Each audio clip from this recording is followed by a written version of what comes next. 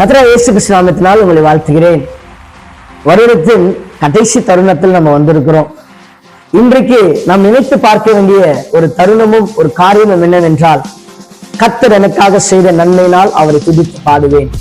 எனக்கு அப்படி என்னங்க நன்மை செய்தாருன்னு பாத்தீங்கன்னா, இந்த ஆண்டு முழுவதுமாக பாதுகாத்தார். பலவிதமான காரியத்திலிருந்து நம்மளை தப்பி வைத்து இருக்கிறாரு. பலவீனத்திலிருந்து நம்மளுக்கு பெரிய உதவி செஞ்சிருக்கிறாரு. நம்மள பலவீனத்தை நீக்கி பலனை கற்றுக் கொடுத்திருக்கிறாரு. அது மாத்திரமல்ல, எல்லா விதமான போராட்டத்தின் சஞ்சலத்துக்குரிய வாழ்க்கையிலிருந்து தவிப்பு, எல்லா விதமான அழுகுறல், எல்லா விதமான புலம்பல் தவிப்பிலிருந்து கர்த்தர் நம்மளை பாதுகாத்து இருக்கிறாரு. நம்மள எல்லா விதமான காரியத்திலிருந்து விடுவித்து இருக்கிறாரு. இப்படிப்பட்ட ஒரு நபர் நம்ம கூட இருந்து பாதுகாத்து இருக்கிறார்னா, அவருக்கு உண்மையுள்ள இருதயத்திலிருந்து நன்மைகள் செய்த தேவனுக்கு நன்றி சொல்லணுமே.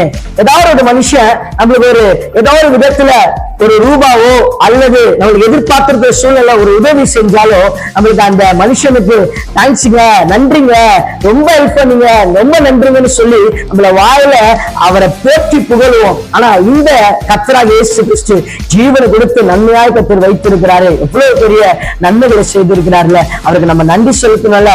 10 குஷ்டரோகிகள் இயேசு வண்டியில கடந்து வந்தாங்க. அல்ல 10 பேர்ல 10 பேருக்கு சுகத்தை கொடுத்தாரு. ஆனா 10 பேர்ல 9 பேர் ஓடிட்டாங்க.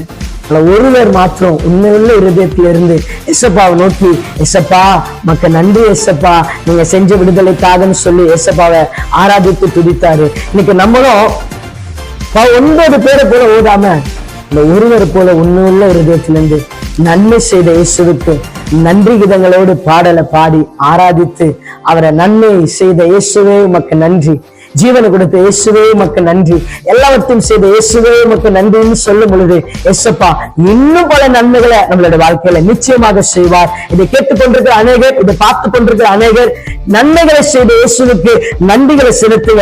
இயேசு உங்களுடைய வாழ்க்கையில அதிக அற்புதங்களை அதிசயங்களை செய்வார். இயேசு கிறிஸ்துவின் நாமத்தினால் உங்களை ஆசீர்வதிக்கிறோம். ஆமென்.